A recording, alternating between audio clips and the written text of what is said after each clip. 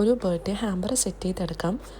അതിൽ ഇൻക്ലൂഡ് ചെയ്തിട്ടുള്ള ആദ്യത്തെ ഐറ്റം എന്ന് പറയുന്നത് ഈ ഒരു ഫോട്ടോ ഫ്രെയിമാണ്. ഇത് മാത്രമല്ല, ഇതിൻ്റെ കൂടെ നമുക്ക് ഷർട്ടൊക്കെ വരുന്നുണ്ട്. ഇപ്പോൾ പാക്കിങ് വന്നിട്ട് ഒരു ഗിഫ്റ്റ് ബാഗിലാണ് ഷർട്ട് വെച്ച് കൊടുത്തിട്ടുണ്ട്. പിന്നെ നമ്മുടെ ഫോട്ടോ ഫ്രെയിമും, പിന്നെ കസ്റ്റമർ പറഞ്ഞിട്ടുണ്ടായിരുന്നത് ദുബായ് വൈറൽ കുനാഫ ചോക്ലേറ്റ് ആയിരുന്നു. അപ്പോൾ അതും കൂടി ഇതാ റാപ്പ് ചെയ്ത് വെച്ചു. പിന്നെ സിമ്പിൾ കാർഡിൽ വിഷസ് കൂടി ആഡ് ചെയ്ത് കൊടുത്തു. ഇത് ആൾക്ക് ഡയറക്റ്റ് പോയിട്ട് കൊണ്ടുകൊടുത്തിട്ടുണ്ട്. ആൾ ഭയങ്കര ഹാപ്പിയാണ്. ആരാ തന്നതൊക്കെ പെട്ടെന്ന് ഗസ് ചെയ്തു കേട്ടോ.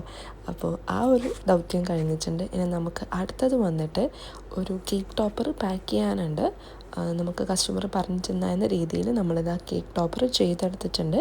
ഒരു നെയിമും പിന്നെ ഒരു ടോപ്പറായിരുന്നു പറഞ്ഞിട്ടുണ്ടായിരുന്നത്. ഗോൾഡൻ കളറിൽ ചെയ്തെടുത്തിട്ടോ. പിന്നെ അടുത്തത് വന്നിട്ടും ഒരു ബർത്ത്ഡേ ഹാമ്പറാണ്.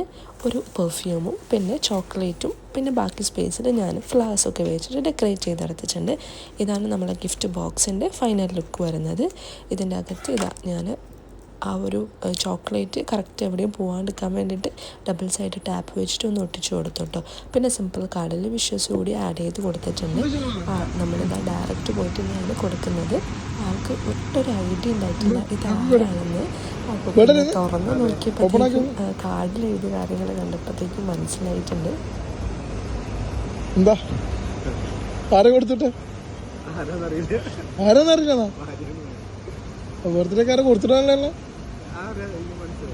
അവിടെ ബർത്ത്ഡേക്ക് പൊതുവാരെ കൊടുത്തുവിടാനുള്ളത് പ്രിയപ്പെട്ട ആരുള്ളത്?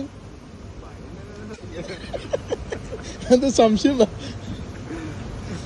പ്രതീക്ഷ ഉണ്ടേനാ? അപ്പൊ ഞാൻ വിളിച്ചപ്പോ എന്താ വിചാരിച്ചാ?